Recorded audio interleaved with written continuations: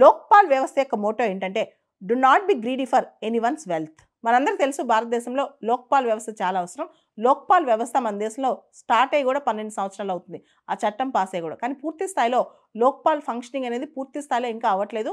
దాంతోపాటు ఏదైతే కేసెస్ ఉన్నాయో దాని జ్యూరిస్డిక్షన్ ఉందో, దాని యాంబిట్ ఉందో, దీని మీద కూడా కాస్త సందిగ్ధత ఉందన్నమాట. సెక్షన్ 15 ఆఫ్ లోక్పాల్ యాక్ట్ ప్రకారం ఏదైతే corruption cases pending before the court ఉన్నాయో, కోర్టు ముందున్నాయో, అవి కూడా కొన్ని సందర్భాల్లో లోక్పాల్ టేకప్ చేయొచ్చు అనమాట. ఇలా లోక్పాల్లో ప్రాపర్గా జ్యూరిస్డిక్షన్ సెక్షన్స్ అన్నీ ఉన్నాయి. కానీ ఎక్కడ కూడా హైకోర్టు జడ్జిలు, సుప్రీంకోర్టు జడ్జిలు లోక్పాల్ కిందకు వస్తారని చెప్పి చట్టంలో ఎక్కడ లేదనమాట. ఇది రాంగ్ ఇంటర్ప్రిటేషన్ అని చెప్పి లీగల్ ఎక్స్పర్ట్స్ చెప్తున్నారు.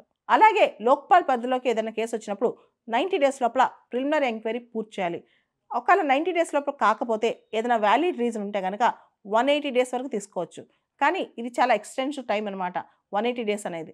భారతదేశంలో అవినీతికి వ్యతిరేకంగా ఎన్ని వ్యవస్థలు ఉన్నా సరే, ఎంత జరుగుతున్నా సరే, ఇంకా కూడా కరప్షన్ తగ్గట్లేదు.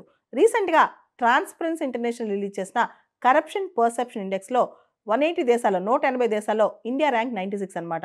అంటే కరప్షన్లో మనం ఇంకా చాలా వర్స్గా ఉన్నాం.